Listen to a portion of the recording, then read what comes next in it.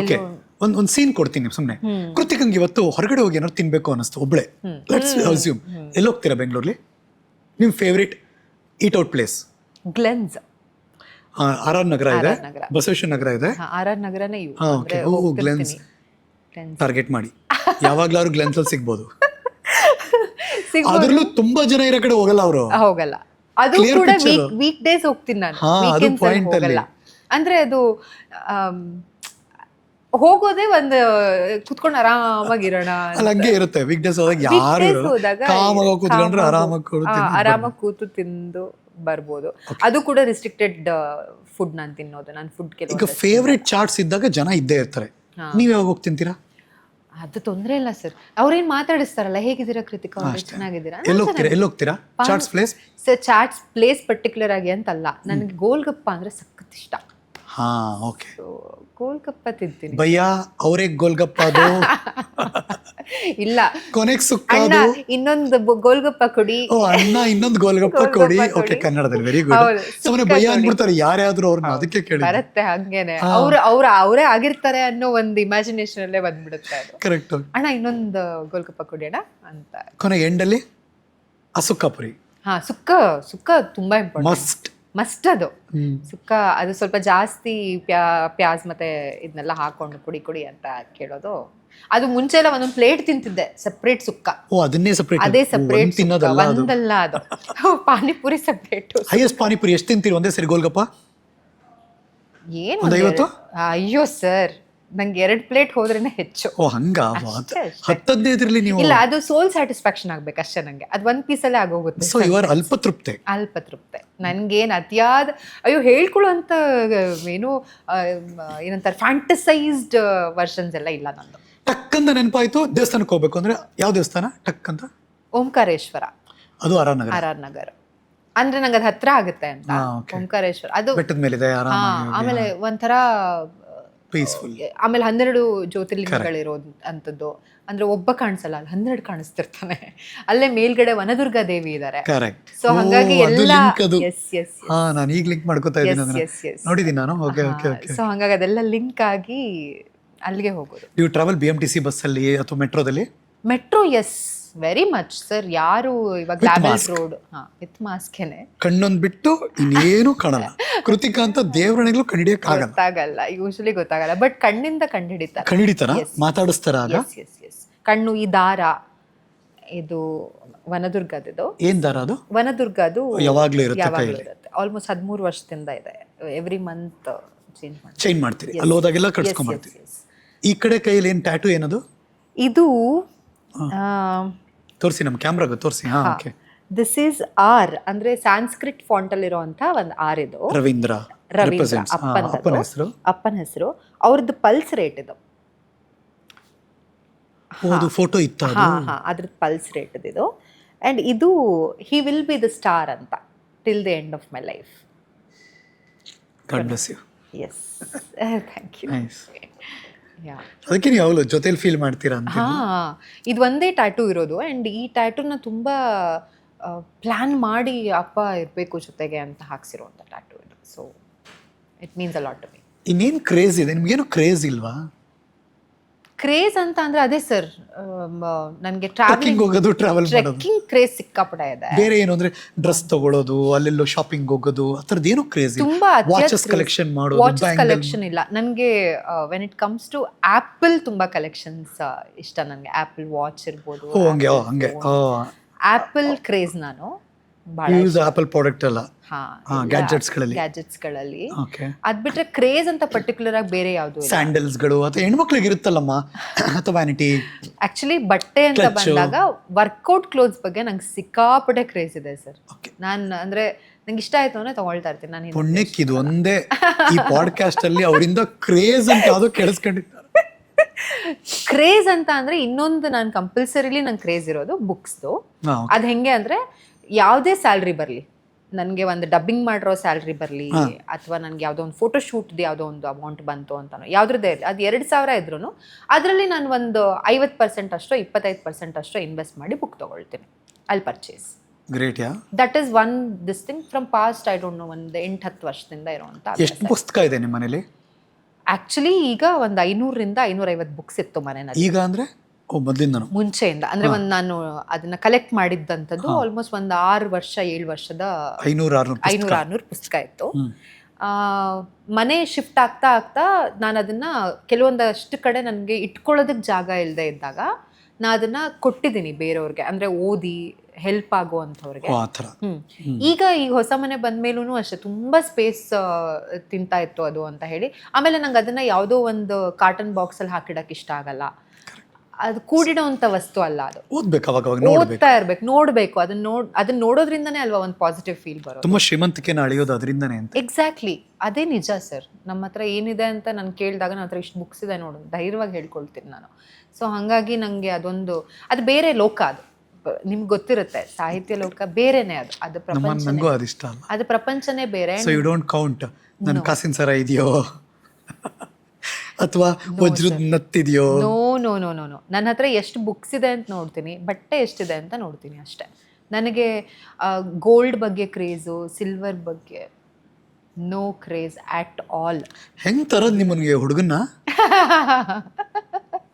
ತುಂಬಾ ಜನ ಗಂಡೆತ್ತಿರೋ ಹೆಣ್ಣು ಅಮ್ಮಂದೆಲ್ಲ ಯೋಚನೆ ಮಾಡ್ತಿರ್ತಾರೆ, ಈ ಹುಡುಗಿ super, correct, very good, correct, but ಹೆಂಗೆ ನನ್ನ ಮಗ ಅಡ್ಜಸ್ಟ್ ಆಗ್ಬೇಕಲ್ಲ ಹೆಣ್ಣು. ಹೌದು, ನಂಗೆ ಅದೇ ಅನ್ಸುತ್ತೆ. ನಾ ಅದೇ ಹೇಳ್ತಿರ್ತೀನಿ ನಾವು ಅಮ್ಮಂಗೆ, ನಂಗೆ ಮನೆ ಫುಡ್ ಇಷ್ಟ, ನಂಗೆ ಆಚೆ ಹೋಗಿ ತಿನ್ನೋದೆಲ್ಲ ಇಷ್ಟ ಆಗಲ್ಲ.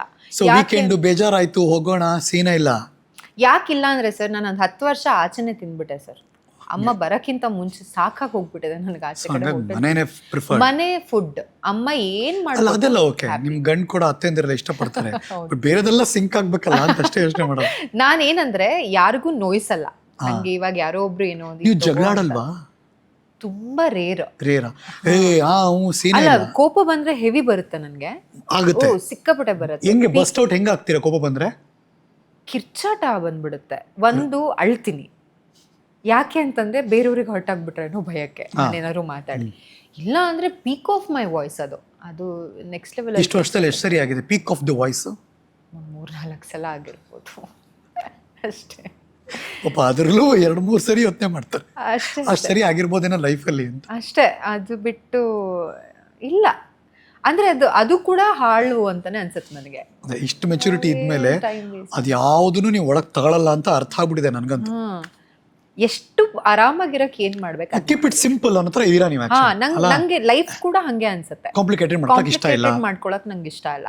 ತುಂಬಾ ಸಿಂಪಲ್ ಆಗಿ ನಂಗೆ ಅದೇ ಹೇಳ್ತಿರ್ತೀನಿ, ನನ್ಗೆ ಯಾವುದೇ ನಾನು ಏನೇ ತೊಗೊಂಡ್ರು ಇಷ್ಟರದ್ದೇ ತೊಗೋಬೇಕು ಅಷ್ಟರದ್ದೇ ತೊಗೋಬೇಕು ಅಂತ ನಂಗಿಲ್ಲ. ನೀಡಿದ್ರೆ ತೊಗೋಬೇಕು. ಯಾರೋ ಜಗಳಾಡ್ತಿದ್ರೆ ಅನ್ಸುತ್ತೆ ನಿಮಗೆ ರೋಡಲ್ಲಿ?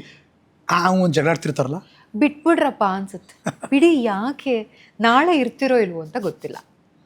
ಮತ್ ಯಾಕೆ ಇಷ್ಟೊಂದೆಲ್ಲ? ಅದು ಇನ್ನೊಂದು ದುರಂತ ಅಂದ್ರೆ ಅವರಿಬ್ರು ಸ್ಟ್ರೇಂಜರ್ಸ್ ಆಗಿರ್ತಾರೆ. ಅವ್ರಿಗೆ ಇವ್ರಿಗೆ ಗೊತ್ತಿರಲ್ಲ, ಇವ್ರಿಗೆ ಅವ್ರಿಗೆ ಗೊತ್ತಿರಲ್ಲ. ವೆರಿ ನೆಕ್ಸ್ಟ್ ಸೆಕೆಂಡ್ ಅಲ್ಲಿ ಅವರಿಬ್ರು ಅವ್ರದ್ದು ಲೈಫ್. ಅದು ಯಾಕೆ ಆ ಮೂಮೆಂಟ್ ಅಲ್ಲಿ ಅಷ್ಟು heat of the moment? Park ಅಲ್ಲಿ ಪ್ರೀತಿ ಮಾಡ್ತಿರೋರು ನೋಡಿದಾಗ ಏನ್ ಅನ್ಸುತ್ತೆ ನಿಮ್ಗೆ? They are living their life ಅನ್ಸುತ್ತೆ. ಅಟ್ಲೀಸ್ಟ್ ಹಂಗೆ ಖುಷಿಯಾಗಿದಾರಲ್ಲ ಅನ್ಸುತ್ತೆ ಅಷ್ಟೇ. ಖುಷಿಯಾಗಿರೋದಕ್ಕೆ ಏನ್ ಮಾಡ್ಬೇಕೋ ಅದನ್ನ ಮಾಡಿ, ಬೇರೆಯವ್ರ ಖುಷಿನ ಕಿತ್ಕೊಳ್ದೆ ನಾನ್ ಖುಷಿಯಾಗಿರೋದಕ್ಕೆ ಏನ್ ಮಾಡ್ಬೇಕು ಅದನ್ನ ಮಾಡಿ. ಸೀನ್ ಪೂರ್ತಿ ಚೇಂಜ್ ಕೊಡ್ತೀನಿ. ಡೈವರ್ಸ್ಗೆ ಅಪ್ಲೈ ಮಾಡಿ ಅಲ್ಲಿ ಹಿಯರಿಂಗ್ ಕೇಳ್ಬೇಕಾದ್ರೆ ಕೋರ್ಟಲ್ಲಿ ನಿಂತಿರ್ತಾರಲ್ಲ, ಅದನ್ನ ನೋಡಿದಾಗ ಏನ್ ಅನ್ಸುತ್ತೆ? They are standing up for themselves ಅನ್ಸುತ್ತೆ ಅಷ್ಟೇ. ಏನೂ ಸರಿ ಹೋಗಿರಲ್ಲ. Let them live their life. Again ಏನೂ ಸರಿ ಹೋಗಿರಲ್ಲ. ಎಲ್ಲೋ ಅತ್ಯಾಚಾರದ ಸುದ್ದಿ ಕೇಳಿಸ್ಕೊಂಡಾಗ ಏನ್ ಅನ್ಸುತ್ತೆ? ಹಿಂಸೆ ಆಗುತ್ತೆ ಸರ್. ತಪ್ಪದು, ಮಾಡ್ತಿರೋದು ತಪ್ಪೇ. ಅದನ್ನ ಯಾರ ಕೈಲೂ ಸ್ಟಾಪ್ ಮಾಡೋಕ್ಕಾಗ್ಲಿಲ್ವಲ್ಲ ಅನ್ಸುತ್ತೆ. ರಾಜಕಾರಣದಲ್ಲಿ ಕಿತ್ತಾಟದ ನ್ಯೂಸ್ ಕೇಳಿದಾಗ ಏನ್ ಅನ್ಸುತ್ತೆ? ವೇಸ್ಟ್ ಆಫ್ ಟೈಮ್ ಅನ್ಸುತ್ತೆ ನಮಗೆ, ನಿಜವಾಗ್ಲೂ ವೇಸ್ಟ್ ಆಫ್ ಟೈಮ್ ಅನ್ಸುತ್ತೆ. ಯಾಕೆಂದರೆ ನಾವಿವಾಗ ಆ್ಯಕ್ಚುಲಿ ಪಾಲಿಟಿಷಿಯನ್ಸ್ ಅಂತ ಬಂದಾಗ ಅವ್ರು ವಿ ಐ ಪಿಗಳು ಅಲ್ಲ ಸರ್. ಬಿಕಾಸ್ ನಾವು ವೋಟ್ ಮಾಡಿ ಕಳಿಸಿರ್ತೀವಲ್ವ, ನಾವು ಆ್ಯಕ್ಚುಲಿ ವಿ ಐ ಪಿಗಳು. ನಮ್ಮನ್ನು ಎಲ್ಲೋ ಒಂದು ಕಡೆ ರೋಡಲ್ಲಿ ತಡೆದು ಟ್ರಾಫಿಕ್ ಜಾಮ್ ಆಗಿ ಅದೆಲ್ಲ ಆದಾಗ ಆ್ಯಕ್ಚುಲಿ ಬೇಜಾರಾಗತ್ತೆ ನನಗೆ. ಅಲ್ಲ, ಇದ್ರ ಬದಲು ಆ್ಯಕ್ಚುಲಿ ನಮ್ಗೆ ಏನು ಬೇಕೋ ಅದನ್ನು ಮಾಡಬೇಕಲ್ವಾ? ಯಾಕೆ ನಮ್ಮೆಲ್ಲರೂ ಒಳಗಡೆ ಒಬ್ಬರಾಗಿ ಅವ್ರು ಇರೋಕ್ಕಾಗಲ್ಲ ಅಂತ ಅನ್ಸುತ್ತೆ. Interested politically? Kind of. Really? ಇದು ನಂಗೆ ತುಂಬ ಜರ್ಕ್ ಇದು. ಓಕೆ. ಬಿಕಾಸ್ ನಿಮ್ಮ ವ್ಯಕ್ತಿತ್ವಕ್ಕೆ ಸಡನ್ ಆಗಿ ನಂಗೆ ಪೊಲಿಟಿಕಲಿ ಇಷ್ಟ ಅನ್ನೋದಿದೆಯಲ್ಲ. ಎಸ್. ಅಂದ್ರೆ ಪೊಲಿಟಿಕಲ್ ಸೈನ್ಸ್ ಕೂಡ ನಾನು ಹೈಯೆಸ್ಟ್ ಮಾರ್ಕ್ಸ್ ತಗೊಂಡಿರೋಳು ನಾನು. ಹೌದಾ? ನಂಗೆ ಐ ಆಮ್ ಇಂಟ್ರೆಸ್ಟೆಡ್ ಡೆಫಿನೆಟ್ಲಿ, ಇಲ್ಲ ಅಂತ ಇಲ್ಲ. But to get into that ಅನ್ನೋದೆಲ್ಲ ಆ ಥಾಟ್ ಇಲ್ಲ, but I am interested. Given an opportunity ಅದೊಂದು ಸೀನ್ನ ರಿವೈಂಡ್ ಮಾಡಿ ಮತ್ತೆ ವಾಪಸ್ ನೋಡಬೇಕು ಅನ್ಸಿದ್ರೆ ಯಾವುದನ್ನ ನಿಮ್ಮ ಬದುಕಿನಲ್ಲಿ? ಅಪ್ಪ ಬರ್ಬೇಕನ್ಸುತ್ತೆ, ನನಗೆ ಇರ್ಬೇಕನ್ಸುತ್ತೆ ಜೊತೆಗೆ, ಅದೊಂದು ಆಗದೆ ಇರಲಿ ಅನ್ಸುತ್ತೆ. ಈ ಜನವರಿ 14ನೇ ತಾರೀಕು ನೆಕ್ಸ್ಟ್ ಅವರು ಇನ್ಸ್ಟಾಗ್ರಾಮ್ನ ಫಾಲೋ ಮಾಡಿ. ತುಂಬ ಆ್ಯಕ್ಟಿವ್ ಅಲ್ಲ, ಆದರೆ ಆ್ಯಕ್ಟಿವ್ ಅವರು. ಇದೇ ಬರೀತಾರೆ ಅವ್ರು ಯಾವಾಗಲೂ, ನೀವಿರ್ಬೇಕಿತ್ತು ಅಂತ ಇದೇ ಬರೀತಾರೆ ಪ್ರತಿ ಸಲ ಹಾಗೆ ಅನ್ಸುತ್ತೆ ನಂಗೆ, ಪ್ರತಿ ಕ್ಷಣ. ಈ ಕ್ಷಣನೂ ಅನಿಸ್ತಿದೆ ನನಗೆ, ಬಹುಶಃ ಇಲ್ಲೆಲ್ಲೋ ಕೂತಿದ್ದಿದ್ರೆ ಅವರು ವಿಡಿಯೋ ತೊಗೊಳ್ತಾ ಇರ್ತಿದ್ರು ಅಂತನೋ, ತುಂಬ ಪ್ರೌಡ್ ಫೀಲ್ ಆಗ್ತಿತ್ತು ಅಂತನೋ, ಚಂದ ಮಾತಾಡಿದೆ ನೀನು ಬಿಡು ಅಂತನೋ, ನೀ ಇದೊಂಚೂರು ಬೇರೆ ಥರ ಮಾತಾಡ್ಬೋದಿತ್ತಲ್ಲ ಅಂತನೋ ಬೆಸ್ಟ್ ಕ್ರಿಟಿಕ್ ಆಗಿರ್ತಿದ್ರು ಅನಿಸುತ್ತೆ ನನಗೆ. ಸೊ ಇರಬೇಕಿತ್ತು ಅವರು. ಆನ್ ಪ್ರಯಾರಿಟಿ 3 ಭೂಮಿಗೆ ಭಗವಂತ ಬಂದರೆ ನೀವು ಕೇಳಿಕೊಳ್ಳೋದು? ಅಪ್ಪನ ಕಳಿಸು ಅಂತ ಫಸ್ಟ್ ಒನ್.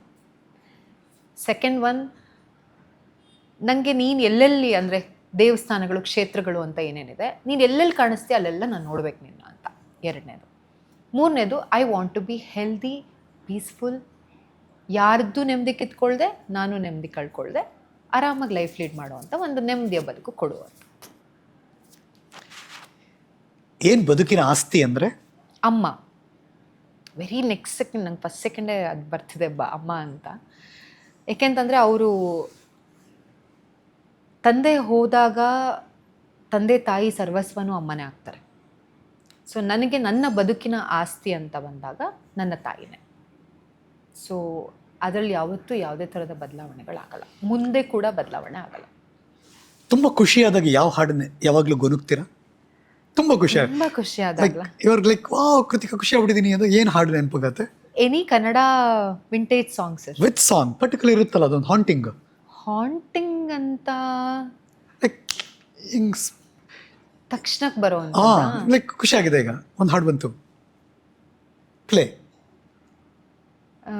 ಭಲೆ ಭಲೆ ಚಂದದ ಚಂದುಳ್ಳಿ ಹೆಣ್ಣು ನೀನು.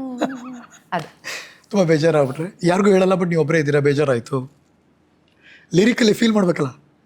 ನೀನೊಂದು ಮುಗಿಯದ ಮೌನ, ನಾ ಹೇಗೆ ತಲುಪಲಿ ನಿನ್ನ, ನೀನೊಂದು ಕಡಲಿನ ಧ್ಯಾನ, ನಾ ಹೇಗೆ ಬೆರೆಯಲಿ ನಿನ್ನ. Ya love you. Thank you so much. What ಅಂದರೆ ಇಂಪ್ರೆಸಿವ್ ಪರ್ಸನಾಲಿಟಿ ನಿಮ್ಮದು. Thank you so. ಯಾರ್ಯಾರು ಹುಡುಗರಿದ್ದೀರಾ ಅವರ ಇಡೀ ವ್ಯಕ್ತಿತ್ವ ಈ ಪಾಡ್ಕಾಸ್ಟಲ್ಲಿ ಕಂಪ್ಲೀಟಾಗಿ ನಿಮ್ಮ ಮುಂದೆ ಇಡೋ ಪ್ರಯತ್ನ ಮಾಡಿದ್ದೀನಿ. ಐ ಟ್ರೈಡ್ ಗೊತ್ತಿಲ್ಲ, ಅದರಲ್ಲಿ ಒಂದಷ್ಟು ಅವ್ರು ತುಂಬ ಚೆನ್ನಾಗಿ ಓಪನ್ ಅಪ್ ಆಗಿದ್ದಾರೆ ಅಂತ ಅನಿಸುತ್ತೆ. ಮನಸ್ಪೂರ್ವಕವಾಗಿ ಹೃದಯ ತುಂಬಿ ಇದ್ದರೆ ನಿಮ್ಮ ಅಪ್ಲಿಕೇಶನ್ ಮೂವ್ ಮಾಡಿ. ಅಮ್ಮನ ಮೂಲಕ ಮಗಳಿಗಲ್ಲ. ಹೌದೌದು, ಅಮ್ಮನ ಮೂಲಕನೇ ಬರ್ಬೇಕು. ನಾನು ಕರೆಕ್ಟಾಗಿ ಹೇಳಿದ್ದೀನಿ ಆ್ಯಕ್ಚುಲಿ. ಸೊ ಮೀನಾಕ್ಷಿ ಅಮ್ಮ ಇಂಪ್ರೆಸ್ ಆದರೆ ಕೃತಿಕಾ ಇಂಪ್ರೆಸ್ ಆಗ್ತಾರೆ. ಹೌದು, ಇಬ್ರು ಕೂಡ ಅದೇ ಆಸ್ತಿನೇ ಅವರು ಅಂತ ಅಂದಾಗ. ಈ ವ್ಯಕ್ತಿತ್ವ ಇದ್ದಾಗ ನಾನಂತೂ ಹೇಳಬಲ್ಲೆ, ಒಳ್ಳೆ ಹೆಣ್ಮಗಳವರು. Thank you sir, thank you so much. ಒಳ್ಳೇದಾಗಲಿ. Thank you. ಬೇಗ ಮದುವೆ ಕರೀರಿ. ಖಂಡಿತ ಕರಿತೀನಿ ಸರ್, ಖಂಡಿತ ಬರ್ತೀವಿ. ಆಗಲಿ ಸರ್.